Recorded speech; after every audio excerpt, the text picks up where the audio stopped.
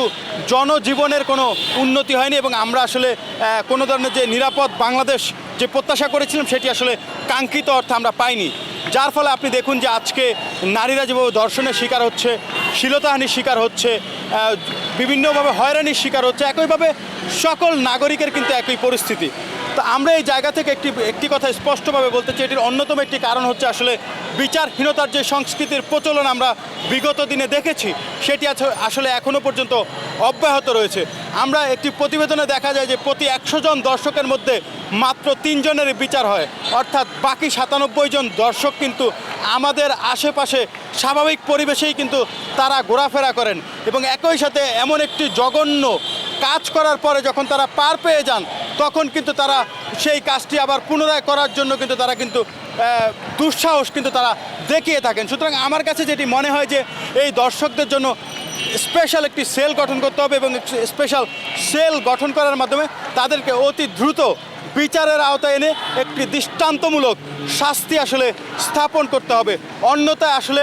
আমরা যে দর্শনের যে বিষয়গুলো দেখে আমরা হয়তো 2-4 দিন প্রতিবাদ করি, কিন্তু তারপরে কিন্তু নতুন কোনো ইস্যু আসে আমরা থেমে যাই, যার ফলে কিন্তু আসলে অপরাধীরা কিন্তু কোনো না কোনোভাবে পার পেয়ে যাচ্ছেন। এবং আরেকটি বিষয় যেটি আমি বলবো, আসলে আমরা হয়তো এই রাজু ভাস্কর্যের পাদদেশে কিংবা এসি রুমে বসে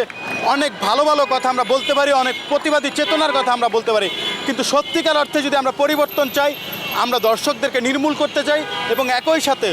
যত ধরনের ঘৃণ্য অপরাধ রয়েছে সেগুলো থেকে যদি আমরা আসলে মুক্তি পেতে চাই, আমাদের মনে হয় যে আসলে প্রান্তিক অঞ্চলে ছুটে যাওয়া উচিত। কারণ যারা এই অপরাধ প্রবণতাগুলোর সাথে জড়িত তাদের বেশিরভাগ মানুষই কিন্তু এটির আফটার ইফেক্ট সম্পর্কে আসলে জানেন না। সুতরাং আমার মনে হয় যদি সত্যিকার অর্থে আমরা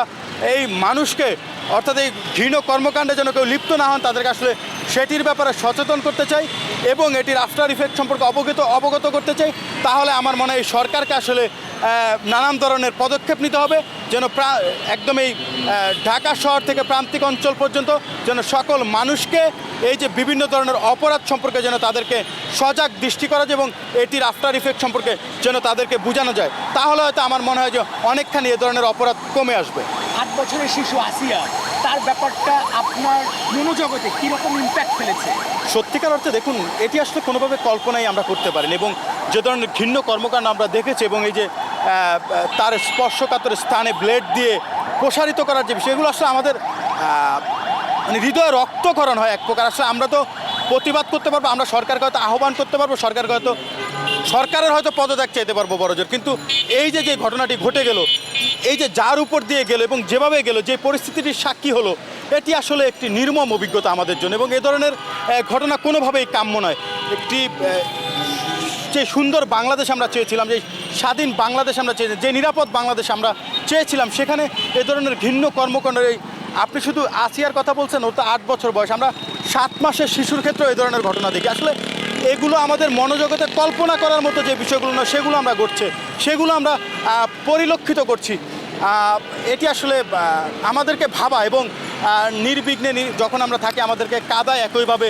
আমরা এ ধরনের কোনো ঘটনার আসলে ভবিষ্যতে আর সাক্ষী হতে চাই না। আমাদেরও ভবিষ্যৎ প্রজন্ম আছে, আমাদেরও ঘরে মা বোন রয়েছে, আমাদেরও ঘরে শিশুরা রয়েছে, আমরা সকলের নিরাপদ জীবন প্রত্যাশা করছি। এই সরকারের কাছে আমরা আসলে আকুল আবেদন জানাতে চাই যে আপনারা